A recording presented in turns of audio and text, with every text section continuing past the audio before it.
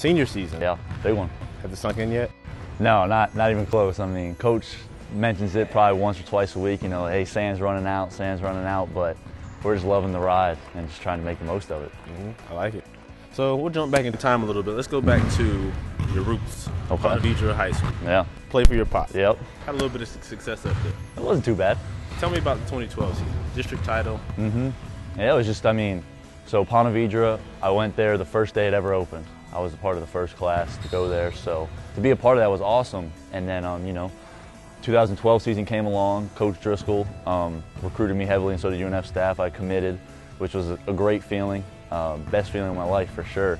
And you know, just like you said, we won the district championship, first one ever in school history. It was even better winning at Nice, where my dad had coached for 25 years, on their home floor for the district championship. It was a memorable moment for my dad and I, going back into the locker room. Some tears were shed that day for sure, but I mean, it's just one of those things you never forget. Right. My dad and I holding the trophy. I still have the picture today, sitting in the center court with the district championship trophy. The fact that it was him and I and the rest of us at a brand new school, at his old school, really made it a memorable season for us. Playing for your pops, it's kind of a double-edged sword. You know? Yeah. You talk to some people, they say, you know, I would never ever play for a parent at all. Like, I want to get as far from them as possible. Yeah. But it kind of feels like everyone that I've talked to that has actually played for a parent, they say, you know, it's the best thing that could have ever happened. It is. It is. It is definitely a double-edged sword, like you said, but for me, it was the best thing that could ever happen. You know, I'm one of those guys. I mean, he was definitely hard on me. Some people say, you know, parents are always easier. They want their kid to shine and all that. And don't get me wrong, he definitely wanted me to succeed, but he knew if I wasn't in the gym shooting with him, he wasn't going to give me the chance to succeed because I hadn't earned it. I remember, like yesterday, Nice won the state championship in 2002. I had just turned 9. So I was like, all right, yeah, this is awesome, you know. Nice won the state championships. Chet Stakaitis, best player in the state, going to St. Joseph's University with Jameer Nelson, Delonte West. And I told my dad that day on the court in Lakeland, I want to be a college basketball player. And ever since then, just really worked as hard as I could since. I mean, it all started my 6th grade year. Every morning I would take the school bus from Nice High School to my middle school after my dad and I would work out in the morning at 7 before high school started.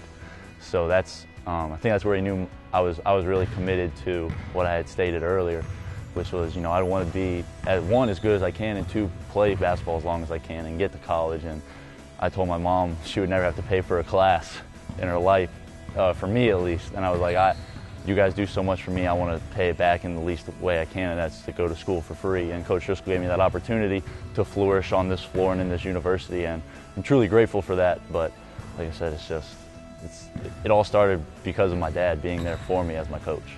And speaking of Coach Driscoll, here now at UNF, I want you to talk to the folks at home. All right. Coach Driscoll is one of the best coaches that you would ever find. Yes, without doubt. Fiery, you know, passion. Tell me about playing for Coach Driscoll. Yeah, he's, like you said, fiery is the best word you can give him. And it might not be because of the red hair, but because his actual personality is completely just off the charts. That was one of the main reasons I decided to come here. And you could probably ask the guys behind us the same thing. They'd say it, you know, I mean, the way Coach Driscoll's, his energy daily. And it's just, to play for somebody like that, it inspires you because he's giving his best and his all at the most unopportune times. And the least you can do for him is give it right back. To describe Driscoll is just full energy all the time, and you want to do the best for him. Right. The chemistry. Yeah. You guys are, anyone that follows any of you on social media just knows you guys are all just, you know, you love each other, big family, brotherhood bunch. Tell me how that kind of translates onto the court.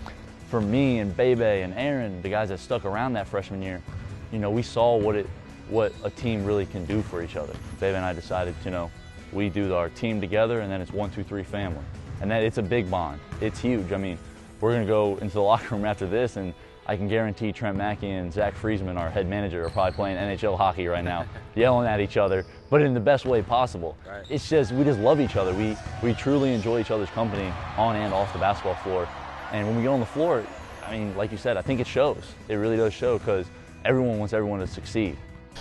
You know, the whole team aspect, family, brotherhood. Yeah. You guys have had a lot of memories over your time here. So many. Last year, obviously, it's got to be the sweetest. Yeah.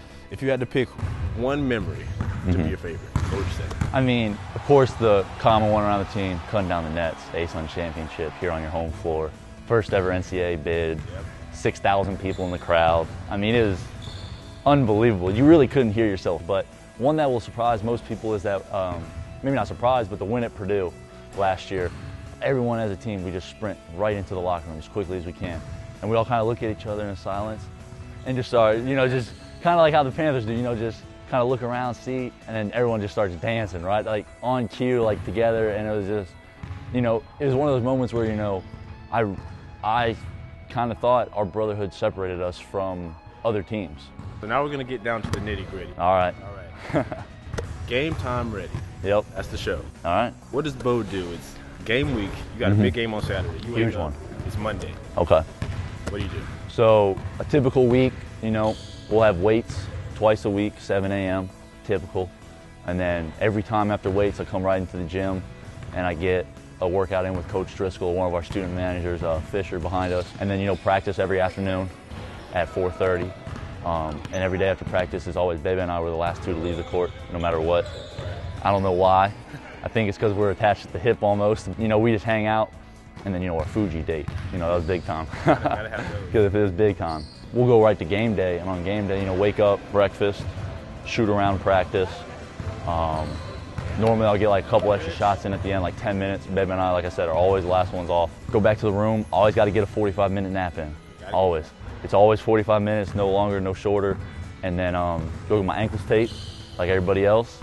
And then when we get to an away game, and a home game for matter, I always got to be the first one on the floor, no matter what. So I do anything I can to be completely ready. So when I get off the bus, drop my bag off, I'm on the floor. And then I shoot free throws for the first 10 minutes, and the second the clock starts ticking down from 90, I start my warm-up. So I got it down to a T, my whole warm-up. I got it all the way down to a T. That's how you get game time ready. That's how you get game time ready right there. Final question. You're a guard forward hybrid. Yep. You do everything. You crash the boards, pass, dribble, shoot. Favorite part? Oh, by far passing. And I mean, I'm not the most skilled passer like Dallas or anything, and I'm not the most creative guy when it comes to, creating plays for others like Dallas is or Chris or Bebe. But to see someone else score because of something you've done is just as gratifying as scoring.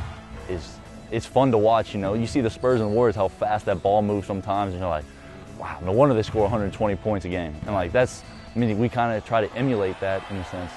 Just get that thing moving, and it's fun to watch the ball move and no one being selfish. So that's definitely my favorite aspect of the game, is that passing.